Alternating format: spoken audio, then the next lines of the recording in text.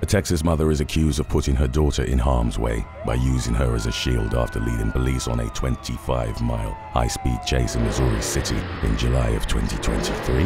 After hitting speeds of over 100 miles per hour, dangerously switching between lanes and driving the wrong way, the car ran out of gas and Tenescha Selena Henry exited the vehicle with her teenage daughter in a chokehold. Harris County deputies joined in the chase after receiving a request for backup from the Webster Police Department. A responding deputy later told KTRK that he believed he was dealing with a hostage situation as Henry repeatedly yelled at law enforcement to shoot her and her captive. A quick-thinking member of law enforcement snuck behind her and tased her, and she was taken into custody without further incident. Inside Henry's car, police found a man believed to be her current or former partner who cooperated with deputies as he was placed into the back of a squad car. While searching the suspect's vehicle, police found numerous stolen identifying documents, driver's licenses, health insurance cards, an EBT card, and credit and debit cards that Henry had tried using. Her daughter was turned over to the custody of a grandparent, and Henry was booked into custody on suspicion of evading arrest, fraud, and child endangerment.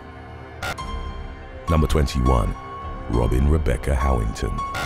On September 14th of 2019, 911 dispatchers in Knoxville, Tennessee, received an emergency call from Robin Rebecca Howington, who claimed that a random stranger had fatally shot her young daughter. Investigators began to suspect Howington of lying about the incident when they saw her trying to destroy a cell phone at the hospital. She reportedly changed her story several times during questioning, prompting detectives to rely on the evidence for reliable information. Surveillance footage showed Howington exiting her house while on the phone with 911 and hiding the murder weapon. She then offered drugs to someone who regularly bought pills from her in exchange for the person getting rid of the gun. During a search of Howington's phone, police found a text she had sent to someone claiming that her toddler had shot the victim. She was charged with a slew of crimes, and in March of 2024, she was convicted of reckless homicide, 2 counts of aggravated child neglect, tampering with evidence, attempted tampering with evidence, and false reports. Howington faced anywhere from 15 to 25 years in prison without parole and was ultimately sentenced to 22 years without parole. Number 20. Karl Bishop. 18-year-old Robert Knox had just finished filming his role as Marcus Belby for an upcoming Harry Potter movie in 2008 when he was stabbed to death outside a pub in London. He was killed while shielding his brother from a knife-wielding maniac who was later identified as 21-year-old Karl Bishop. According to prosecutors, Bishop killed Knox out of revenge after losing a fight against the actor and his friend group the previous week. He had vowed to return and kill everyone and had gone home to retrieve the murder weapon after crossing paths with Knox prior to the stabbing. Knox was stabbed 5 times, including in a major artery, and 4 of his friends were injured in the attack, which left one individual with permanent spinal damage. Bishop showed no emotion when he was arrested, and he laughed in the courtroom during victim impact statements after he was found guilty as charged. He was sentenced to life in prison with a non-parole period of 20 years. Number 19. Finlay MacDonald. On August 10, 2022, police were called to a residence on Scotland's Isle of Skye, where 47-year-old John McKinnon had been fatally shot by his brother-in-law, 41-year-old Finlay MacDonald. The victim had been making breakfast for his children at their home in the village of Taskaveg when his wife's brother opened fire on him, killing him at the scene. MacDonald then stabbed his wife, Rowena, in front of their children before fleeing the scene in his car. Police officers saw him driving away from the house and chased after him for 8 miles before ending the pursuit. For safety reasons, the accused killer drove to the home of 65-year-olds Faye and John Mackenzie in the mainland village of Dorney, where he fired at the couple with his shotgun before bludgeoning their heads and bodies. Officers arrived at the residence during the attack and tased MacDonald, who fell to the floor and was promptly taken into custody. MacDonald was charged with murder and 3 counts of attempted murder. He claimed he was suffering an abnormality of the mind when he committed his crimes. During his trial in November of 2024, his now ex-wife, Rowena, told the jury that MacDonald had threatened to kill John Mackenzie weeks before the crime spree. He believed that Mackenzie, a chiropractor, had worsened a back injury of his, and he blamed Mackenzie for ruining his life. Rowena also explained that her husband had attacked her out of jealousy after discovering flirtatious text messages she had exchanged with a co-worker. When MacDonald confronted her, she denied having an affair. He calmed down momentarily before attacking her with a folding knife and leaving her bleeding and helpless on their front lawn. MacDonald was found guilty on all counts and was sentenced to life with a minimum of 28 years. Number 18. Vasu Laroiya.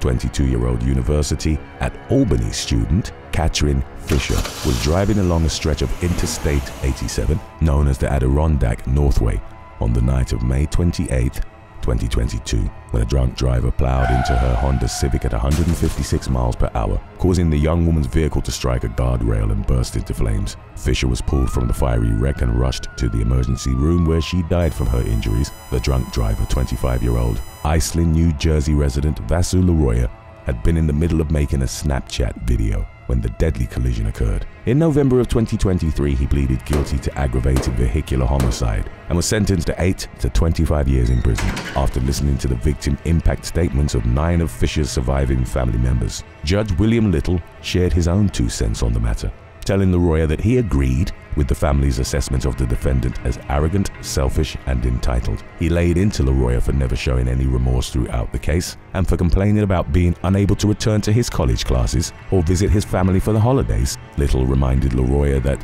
Fisher's loved ones will be visiting her gravesite for Christmas. He was so sickened by the defendant's conduct that he said, "I really don't even want to see you, to be honest with you, because not once did you ever come in here humbled or even accepting of what you did." Number 17. Ali Muhammad Brown. 19-year-old University of Richmond sophomore Brendan Tevlin was stopped at a traffic light in West Orange, New Jersey in June of 2014 when 3 men exited a nearby vehicle and surrounded his car. One of the suspects, later identified as 29-year-old Ali Muhammad Brown, fired 10 gunshots at Tevlin through the passenger side window, executing the teen in cold blood. Several weeks later, police found Brown hiding in the woods and arrested him on suspicion of murder. The gun used to kill Tevlin was later linked to 3 previous Seattle area killings, which had occurred earlier that year. Brown had an extensive criminal history, which included a previous prison stint for conspiracy to commit bank fraud. He was also on a federal terrorism watch list for his suspected ties to the extremist group Al-Shabaab. In addition to Tevlin's murder, Brown was charged with the murders of 30-year-old Leroy Henderson, who was shot to death in Skyway while leaving a nightclub. In late April of that year, he was also charged with the murders of 2 young men named Ahmed Saeed and Dewan Anderson Young, who were killed shortly after leaving a nightclub on June 1st. While being questioned by New Jersey detectives, Brown described himself as a strict Muslim who had become disgruntled toward the American government over the deaths of civilians in Iraq, Iran, and Afghanistan. He admitted to carrying out his violent crime spree based on a justified kill mentality, which involved targeting men who were unaccompanied by women, children, or senior citizens. In 2016, Brown was convicted in an unrelated armed robbery case and sentenced to 36.5 years in prison. In April of 2018, he was found guilty of Tevlin's murder and sentenced to life without parole. He was extradited to Washington State, where he was convicted of 3 counts of premeditated first-degree murder and sentenced to an additional 93 years behind bars. Number 16. Victor Rivera. 45-year-old Patricia Sweat and her boyfriend, 44-year-old Matthew Champagne, were shot dead in a downtown Nashua, New Hampshire parking lot on September 29, 2023. Footage of the murders showed the suspect, later identified as Sweat's ex-boyfriend, Victor Rivera, confronting the victims. A brief argument ensued before Rivera pulled a gun and fired 7 shots, killing Sweat and Champagne at the scene. By the time the victims' bodies were discovered at around 10:30 p.m., Rivera had fled, but police managed to track him down and he was arrested on 2 counts of murder during his trial in January of 2025. The defendant's attorney argued that Rivera lacked the criminal intent necessary for a first-degree murder conviction, telling the jury that their client was in shock after learning that Sweat was dating Champagne, who happened to be his friend. Rivera had suspected the pair of seeing each other behind his back during his relationship with Sweat. Testifying in his own defense, he admitted to shooting the victims but claimed that his recollection of the incident was blurry. The jury found Rivera guilty of 2 counts of second-degree murder. The 49-year-old was sentenced to 2 consecutive terms of 40 years to life, which means that he'll remain behind bars until his dying day. Rivera apologized to the victims' families during the hearing while acknowledging that words could never be enough. In a compelling impact statement, Champagne's son, Tyler, described Rivera as a disgusting, selfish coward, adding, "You, Victor, saw and stared at my dad and I playing pool and enjoying each other's company. You saw how happy he was. You knew what you were going to do when you went back to your house to grab your gun." Number 15. Jill Blackstone. In March of 2015, 49-year-old Wendy Blackstone and two of her 3 pet dogs were found dead in the garage of their Studio City, California home. She had died from smoke inhalation and an overdose of the sedative alprazolam. Emergency responders found Wendy's sister Jill Blackstone in a back bedroom. She was in a seemingly disoriented state, and her speech was slurred as she explained that she had fallen unconscious in the front yard. After regaining consciousness, she managed to crawl into the house. She called a friend who dialed 911. While speaking with investigators from her hospital bed, Jill mentioned the possibility that she had snapped, leading to the suspicion that she had killed Wendy. Police theorized that she had gotten tired of caring for her disabled sister, who suffered from a condition called Usher syndrome and was experiencing both vision and hearing loss. Before Wendy became her prime focus, Jill had worked as a producer on the set of several TV series, including The Jerry Springer Show and Divorce Court. While searching the sister's home, investigators found several handwritten notes referencing the scene in the garage, indicating that Jill had not planned on surviving for very long past Wendy's death. There was also a note that said, "Wendy is loved, know that," which only served to heighten law enforcement's suspicions against Jill. While interviewing Wendy's friends, detectives learned that Jill had recently given her a foul-tasting cookie, causing them to suspect that she had attempted to conduct a trial run of Wendy's murder. Additional evidence, including Jill's computer search history, further indicated that she had been planning to kill her sister. Jill initially maintained her innocence before pleading no contest to voluntary manslaughter and 3 felony counts of animal cruelty in February of 2022. She was sentenced to 8 years in prison. Following the plea hearing, her defense attorney told the press that his aging client, who is now wheelchair-bound and suffers from Parkinson's disease, had pleaded guilty to abate her exposure to dying in prison.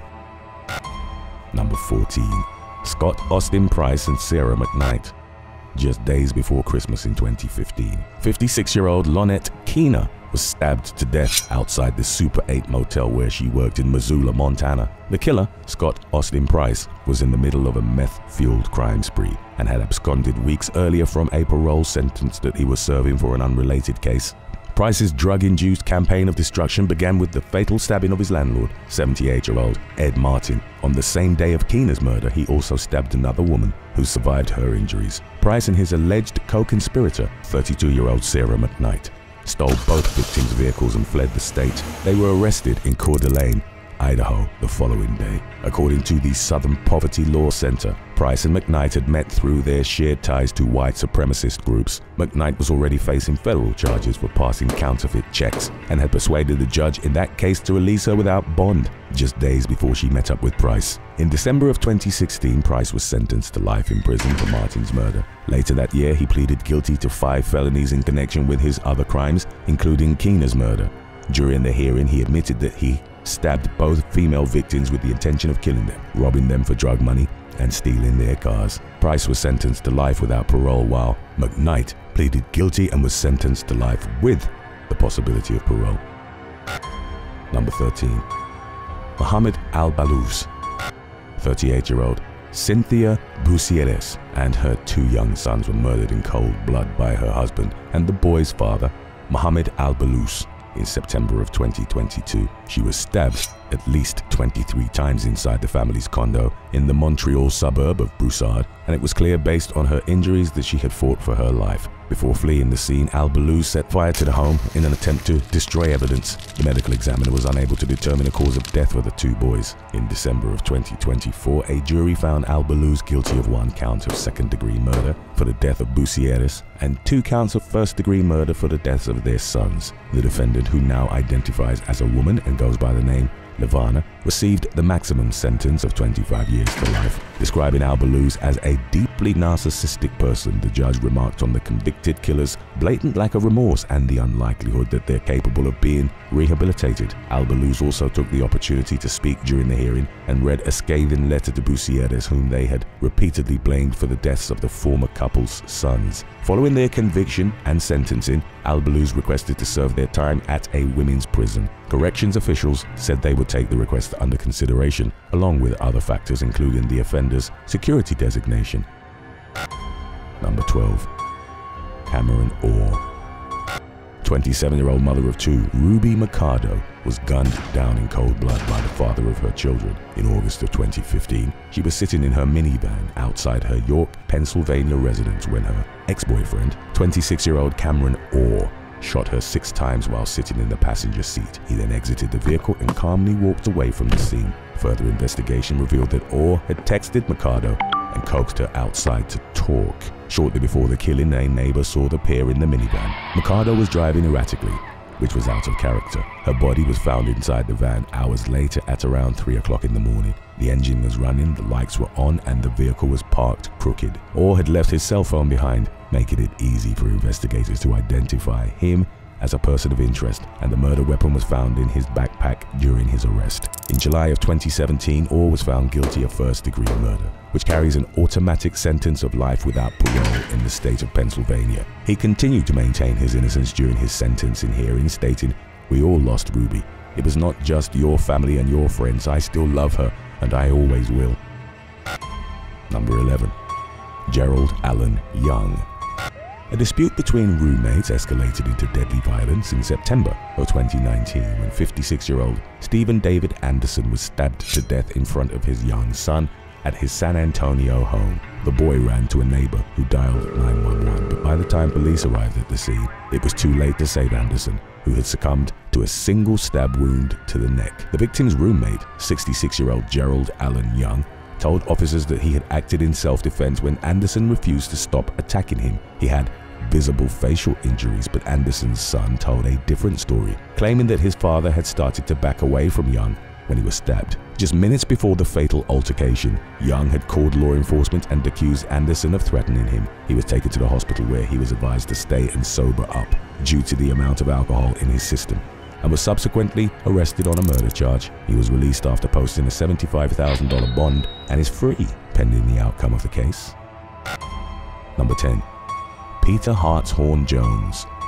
During Britain's first COVID lockdown in May of 2020, 52-year-old gun dealer Peter Hartshorne-Jones became paranoid that he had caught the virus and contacted medical professionals more than 24 times. His mental health was declining noticeably, and it only seemed to worsen when doctors couldn't detect any physical ailments. Shortly before 5 a.m. one morning, Hartshorne-Jones called 999 and confessed to shooting his wife, 42-year-old Silky Hartshorne-Jones, twice in the chest. He remained on the line with the dispatcher until emergency responders arrived and surrendered to law enforcement in the driveway of his home in the village of Barham. Silky died from her injuries after going into cardiac arrest at a nearby hospital, and Peter was charged with her murder. Investigators were surprised to discover no history of problems between the couple, leading them to believe that Peter was experiencing a genuine mental health crisis when he killed his wife. He pleaded guilty to manslaughter by diminished responsibility in 2021 and was ordered to undergo indefinite inpatient treatment at a mental hospital. Number 9. Stephen Oliemuller.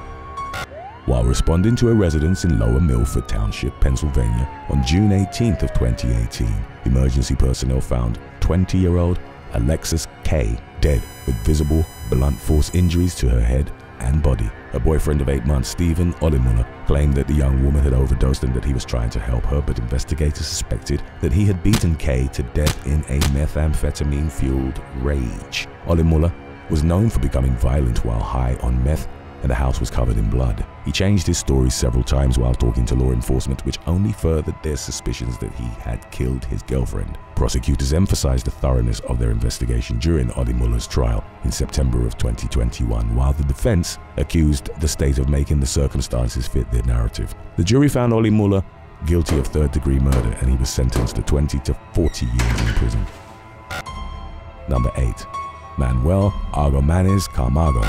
Early one morning in March of 2016, Ana Montalongo Garcia was found dead along Interstate 90 near Odessa, Washington. Investigators quickly narrowed their sights on her longtime boyfriend, Manuel Argomaniz-Camargo, who confessed to killing Garcia in a methamphetamine and cocaine-fueled panic. He told police that he had used the drugs to stay awake during a cross-country drive with Garcia and their young son, and that he had become irrationally paranoid. While en route from Chicago to Moses Lake, he became convinced that Garcia was a witch and that she was causing the family's car to malfunction. Garcia's family was outraged to learn that Argomaniz-Camargo had been in the U.S. illegally for 4 years leading up to the murder, and that he had been allowed to stay in the country despite numerous run-ins with law enforcement. Argomaniz-Camargo pleaded guilty to first-degree murder with a deadly weapon enhancement and was sentenced to 30 years in prison. He tried to withdraw his plea the following year, arguing that he had received incompetent counsel, but the court denied the request.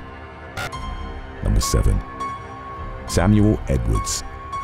31-year-old mother of 5, Aisha Jefferson, was shot dead inside her Gary, Indiana home on December 27, 2022, with her children just one room over. Her boyfriend, 38-year-old Samuel Carlos Edwards, had ushered the kids into the room before shooting their mother in the head. According to reports, the couple had dated on and off for around 6 years prior to the shooting and were in the middle of an argument when Edwards killed Jefferson. Edwards fled the area and remained on the run for more than a year before police captured him in Houston, Texas, in April of 2024. The case went to trial in March of 2025, and the jury found Edwards guilty of Jefferson's murder after deliberating for less than 2 hours. He was also convicted of misdemeanor domestic battery and 5 counts of neglect of a dependent and was sentenced to more than 92 years in prison. Number 6. Aaron Aldrich. 16-year-old Mohamad Adan and 21-year-old Mohamad Adan were shot dead at a home in Poland, Maine, during a drug deal gone wrong in February of 2023. By the time their bodies were discovered the next morning, the killer was long gone from the scene. Police identified 47-year-old Aaron Aldrich as a suspect with help from a tipster who told investigators that Aldrich had shown up at her house at around midnight in an obviously paranoid state on the night of the killings. The woman went to law enforcement after noticing blood on Aldrich's shoe and a suspicious cut on his wrist. Authorities arrested the accused killer in New Hampshire several days later. By then, Aldrich had already confessed to the murders to an acquaintance. In September 2024, he was found guilty of both killings. The defense implored the judge for leniency, citing the defendant's history of substance abuse and his expressions of remorse, but the judge was in no mood for concessions and imposed a life sentence without parole while admonishing Aldrich for his selfish act. Number 5.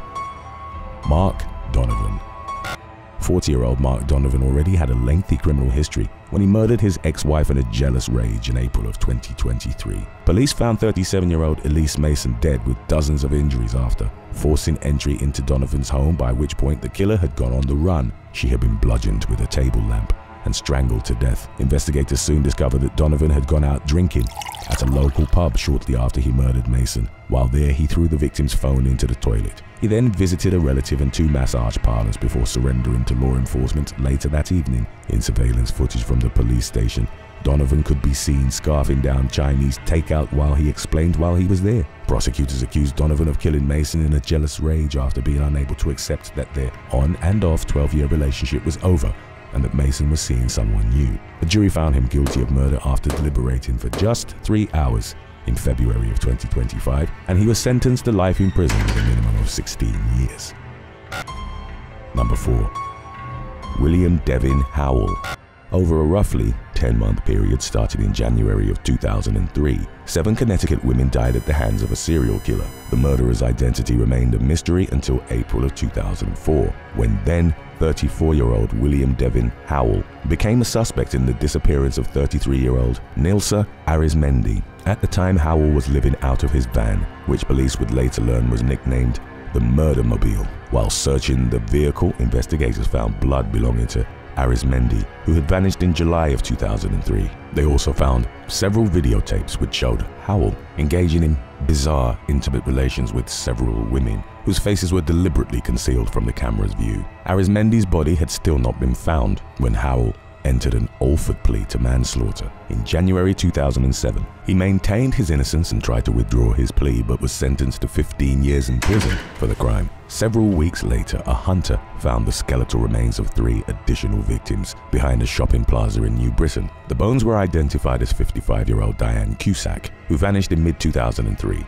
23-year-old Joyvelyn Joy Martinez, who disappeared in October of 2003, and 40-year-old Mary Jane Menard of Waterbury, who also went missing in October of 2003. Arizmendi's remains were found more than 8 years later, in April of 2015, along with 3 other sets of remains. They were identified as 29-year-old Melanie Ruth Camellini, who disappeared on New Year's Day in 2003, 26-year-old Marilyn Gonzalez, who vanished from her New Britain home that same year, and 44-year-old Janice Roberts, who had been reported missing in June of 2003. After she was last seen getting into Howell's van. Several of the victims struggled with substance abuse and/or worked on the street as escorts, indicating that Howell had a tendency to target vulnerable individuals. Further investigation revealed that he referred to the spots where he dumped the bodies as his garden. He had also bragged about killing a woman in Virginia and keeping the body in his van for 2 weeks while sleeping next to it at night. In November of 2017, Howell pleaded guilty to 6 counts of murder. He was sentenced to 6 life terms but acknowledged in court that he deserved the death penalty, which had been abolished in Connecticut in 2015. Howell tearfully apologized to his victims' loved ones for what he described as his monstrous, cowardly, and selfish actions. He also talked about his ailing health, which included diabetes and possible organ failure, and said that he hoped the unpleasant nature of his existence would bring some measure of comfort to the families. Number 3. Wensy Sanchez. In July of 2010, 911 operators in Santa Cruz, California, received an emergency call from the hysterical friend of 41-year-old Julie Entwistle. She had found Entwistle suffering from severe stab wounds while the woman's boyfriend, 42-year-old Wensy Sanchez, stood over the dying victim. Entwistle choked to death on her own blood, and Sanchez was charged with her murder. During the trial in 2018, the defense argued that it was unclear exactly what had happened that night. Everyone in the house had reportedly been using methamphetamines and other drugs, and Sanchez's attorney suggested that this could have affected the witness's memory of the incident. Prosecutors highlighted the defendant's history of jealous and abusive behavior toward women, even calling 2 of his ex-girlfriends to the stand to testify about their experiences while dating him. The jury found Sanchez guilty of second-degree murder, and records show that he became eligible for parole in 2022 but remains incarcerated for the time being. Today's topic was requested by Sean Delap 8587 and Nikki123BXD. If you have any other topics you'd like to learn about, subscribe and let us know in the comments section below. Number 2. Alan Harwood. 51-year-old father of 3, Lucian Abbey, was driving in the English town of Bearcoats one morning in March of 2023 when a driver crossed into his lane from the opposite direction while trying to pass a truck on a curved part of the road. The vehicles collided head-on and Abbey died in the wreck. The driver who hit Abbey, 49-year-old Alan Harwood, was high on cocaine at the time of the crash. In the spring of 2024, he was convicted of causing death by dangerous driving and drug driving. Harwood was sentenced to 10 years in prison and will be banned from driving for 5 years following his release. Stick around if you'd still like to watch our release from a while back about dirtballs who thought they were above the law. It's a good one, and you're guaranteed to like it if you enjoyed today's episode. Number 1. Craig Forbes. In October of 2022, Scottish soccer player Craig Forbes attempted to pass a car along the country's A78 highway while driving at a dangerous speed at 11:30 at night. He lost control of his car and crashed into a Toyota sedan being driven by 59-year-old David Horn, who had decided to drive home instead of staying at an Airbnb after attending a wedding. Horn died from chest injuries caused during the crash, while Forbes survived with leg and pelvis injuries. In early 2024, Forbes admitted to a charge of dangerous driving resulting in death and was sentenced to 4 years in prison. The judge cited his early guilty plea and lack of a prior record as factors that were taken into consideration when determining the punishment, but the victim's family was less forgiving. During an impact statement, Horn's widow described Forbes as selfish and emphasized the lasting impact of his actions on the victim's devastated family. You're gonna place your left foot, okay, on the line. In the late hours of March the 29th of 2023, a Florida woman was driving her SUV and almost crashed into a police vehicle. 2 officers had pulled over another vehicle in Palm Beach County. While they were conducting the traffic stop, an SUV that was heading in their direction suddenly hit the brakes. Fortunately, the car stopped before it could collide with a police cruiser. One of the officers immediately redirected their attention to the SUV and approached the driver, later identified as Camelia Ann Ford. The 25-year-old was asked to step out of the vehicle, and she complied. When questioned if she had anything to drink that evening, she replied in the affirmative, saying she'd consumed 2 cocktails and a glass of wine. Consequently, Ford was asked to perform field sobriety tests. In the first test, which was the horizontal gaze nystagmus test, she appeared amused smiling and laughing while following the officer's instructions. In the subsequent test, she was asked to walk in a straight line, during which she continued to smile, saying that it made her nervous like ballet class. After a few more tests,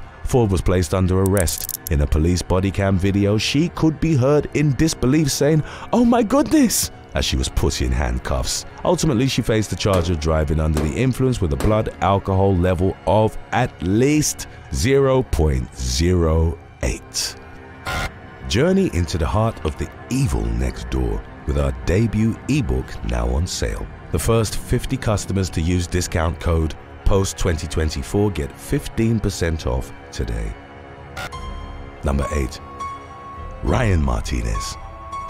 On October the 27th of 2022, local police in Edmond, Oklahoma were dispatched to a beer house on East Edward Street after the establishment refused to serve a male patron, whom they then saw stumble into his vehicle. When officers arrived, they found the man sitting in the driver's seat of his parked car, which was running. They identified the man as State Representative Ryan Martinez and asked him to undergo field sobriety tests. After failing the tests, the 40-year-old reportedly tried to get out of the arrest by citing a state law that prohibits police from arresting sitting legislators while the legislature is in session. Police body cam footage showed one of the officers telling Martinez that as far as he knew, the regular session had already ended. However, the politician claimed that it was a special session that never ended. When the officer asked who oversees the special session, Martinez offered to call the governor. In spite of his attempts to avoid being arrested, he was taken into custody and charged with actual physical control of a vehicle while intoxicated.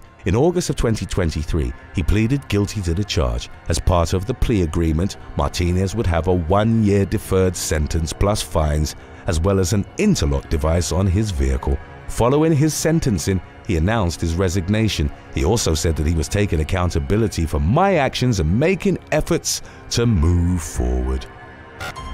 Number 7. Jonathan Hemphill.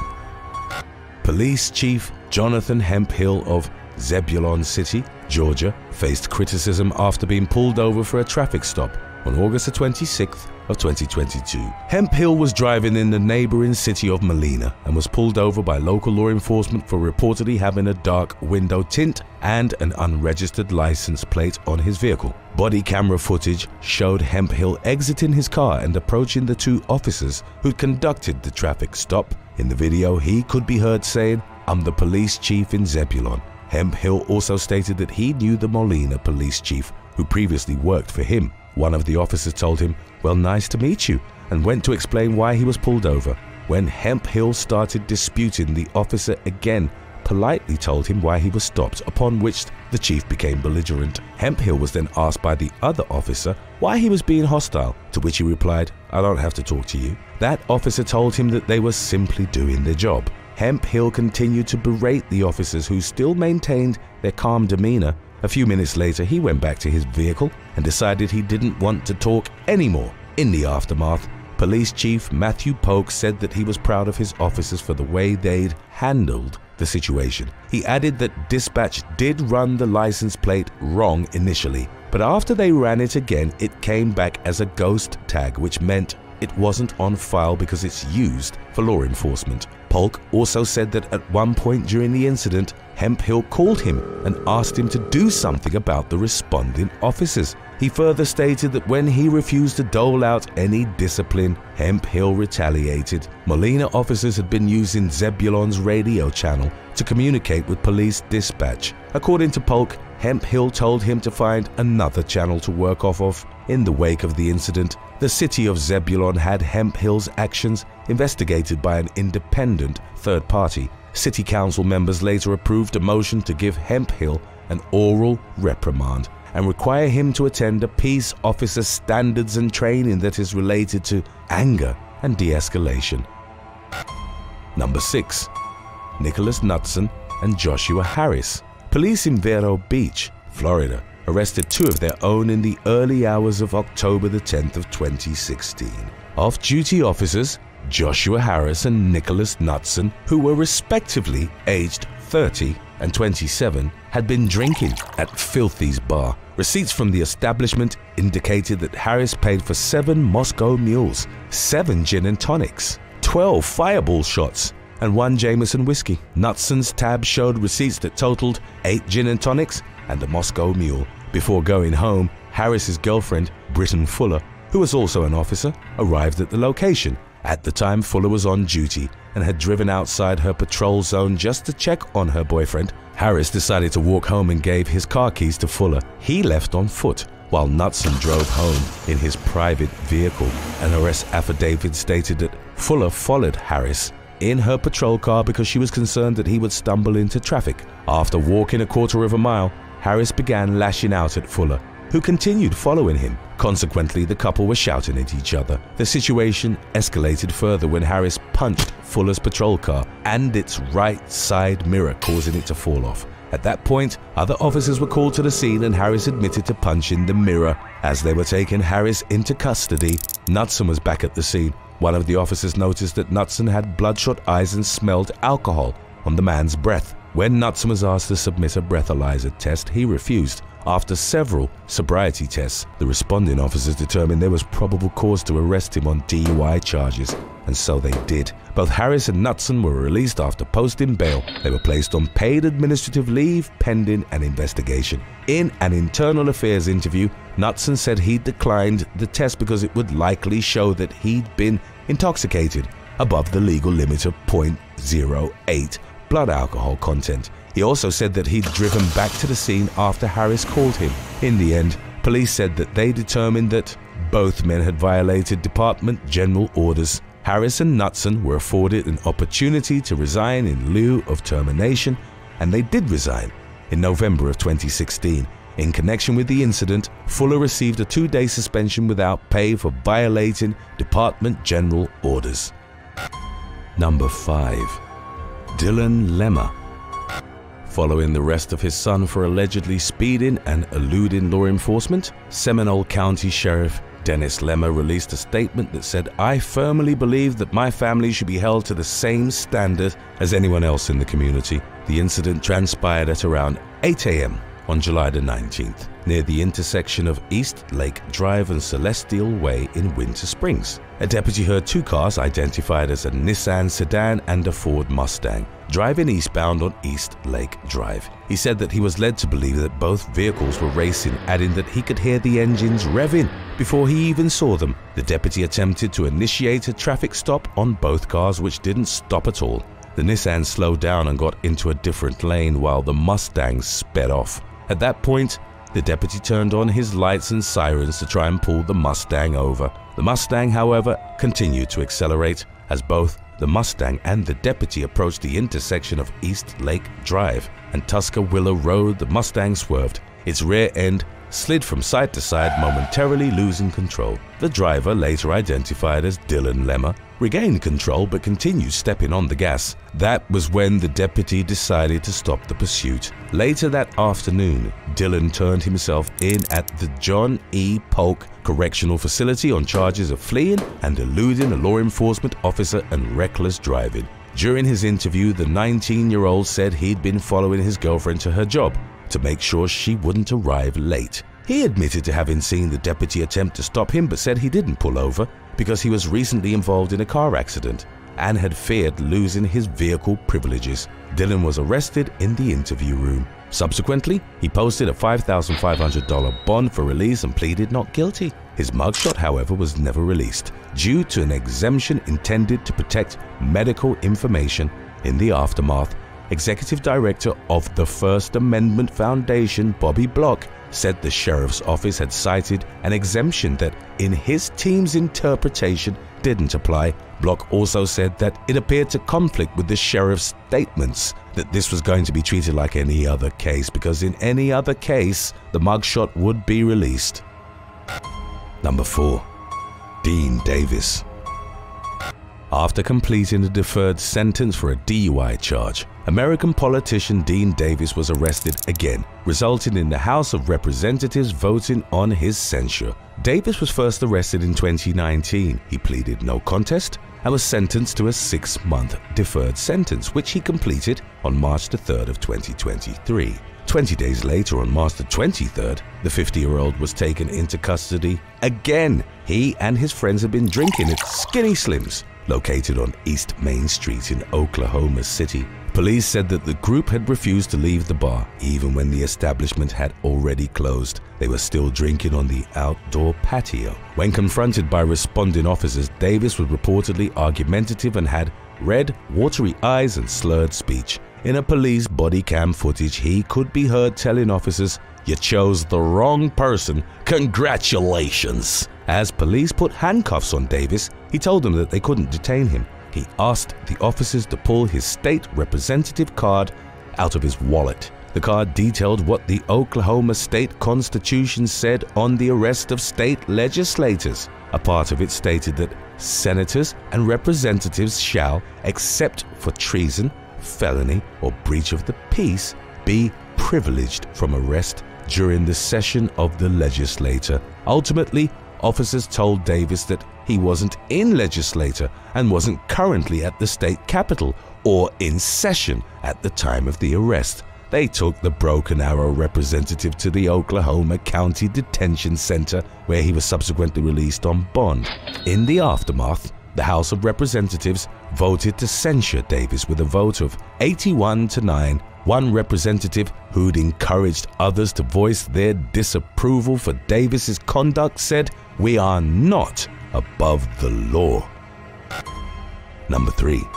British Organized Crime Gang. In early 2017, a 9-month undercover investigation by officers from Cheshire Police's Crime Operations Unit culminated in the arrest of 22 members of an organized crime gang in the United Kingdom. The operation had been launched in May of 2016 when officers began to investigate a Merseyside-based crime gang who were believed to be responsible for the large-scale supply of Class A and B drugs in Merseyside, Cheshire and Scotland. On February the 28th of 2017, a series of dawn raids at addresses in Anfield, St Helens, Wallasey and Droitwich Spa were carried out by law enforcement. It ended with the arrest of 11 individuals on suspicion of drug offences. 2 weeks later, 10 more suspects were arrested on similar offences after officers conducted a second series of raids, this time in Warrington, Ellesmere Port, Winsford, Widnes and Runcorn.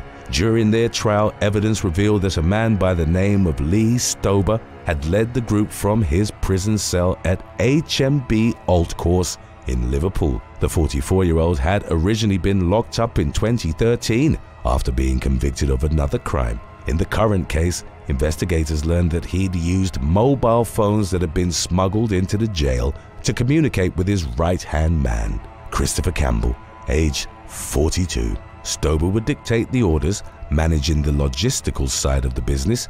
He would also arrange for the gang to source the drugs before organizing their distribution to a network of drug dens across the UK.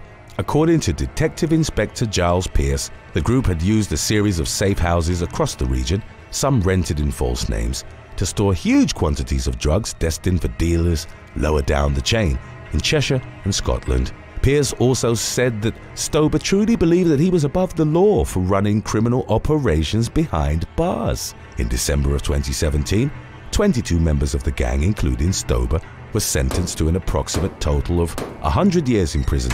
Campbell, Gary Jones, Ian MacDonald, Andrew O'Callaghan, Sarah Holden, Jamie Byrne, Liam Astle, James Jeffries, Philip Prendergast, Tamar O'Brien, Martin Salmon, and Stober, who received a 19-year jail sentence, had all been found guilty of drug conspiracies. Greg Carter, Stephen Nelson, Paul Vazacurley, Anthony Jones, and Kieran O'Brien had been convicted of conspiracy to supply drugs. 5 other members had been found guilty of other charges, including money laundering, possession of a component of a shotgun, and dangerous driving. Number 2. Thitisan Uthanaphon. In June of 2022, former Muang police chief Thitisan Uthanaphon was found guilty of murder by torture in a case that sparked national outrage over police brutality in Thailand. 10 months earlier, Uthanaphon was arrested after a leaked video surfaced showing him and his colleagues wrapping plastic bags around the head of 24-year-old drug suspect Jirapong Tanapat during an interrogation. The torture occurred after Tanapat was reportedly told to pay a bribe of nearly $60,000 for his release. When Tanapat refused, he was attacked and later died from his injuries. In the wake of the incident, footage of the brutal police interrogation went viral after it was leaked, prompting Uthanapan to leave his post. He was consequently fired from the force. He later surrendered to police and claimed that Tanapat's death was an accident. He also denied accusations that he had demanded a bribe from the suspect during the encounter. Authorities investigated Uthanapan and found that he lived in a luxury home in Bangkok, and they estimated that he owned at least 42 cars. Because of this, he was dubbed Joe Ferrari. One of the vehicles he owned was a rear Lamborghini Aventador Anniversario, priced at approximately $1.3 million, which is about 1,000 times more than his monthly salary. After a Thai court found Uthanapan guilty on June the 8th of 2022, the 41-year-old was sentenced to life imprisonment. The other officers involved in the interrogation were also convicted of murder and given life sentences. Number 1. Christopher Pulley's. Sunrise Police Sergeant Christopher Pulley's faced multiple charges in connection with an incident during which he allegedly assaulted a fellow female officer and a male civilian. The incident unfolded on November the 19th of 2021 in Sunset, Florida. Several officers were in the process of taking a man into custody over allegations that he'd repeatedly punched an individual in the face. While the officers were putting the suspect, identified as 25-year-old Jean Similian, in the back seat of a patrol car, he was being verbally and physically resistive, according to a local news source. Police body cameras show that once Similian was inside the patrol vehicle, Sergeant Pulley's approached and got close to him before yelling profanities and pointing a can of pepper spray in his direction. The sergeant could even be heard threatening to remove the suspect's soul from his body. A police affidavit stated that a female officer became concerned that the situation might escalate, so she approached Pulley's from behind, grabbed him by the back of his duty belt and pulled him backward. The video subsequently showed Pulley's turning around, putting his left hand against the throat of the unnamed female officer and pushing her back against another police car. He berated the officer, warning her not to touch him. Following the incident, an internal affairs investigation was launched. A criminal investigation was also started against Pulley's, and he was placed on administrative leave. In July of 2022, Pulley's was formally charged with battery on an officer, tampering with or fabricating physical evidence, and 2 assault charges. The 47-year-old entered a not guilty plea to all charges and posted bond. 4 months later, he retired from the Sunrise Police Department. As of the latest available updates, Broward County Court records indicated that his case is ongoing. Thanks for watching. If you knew for sure that there was an afterlife, would you live your life any differently? And why or why not? Let us know in the comments section below.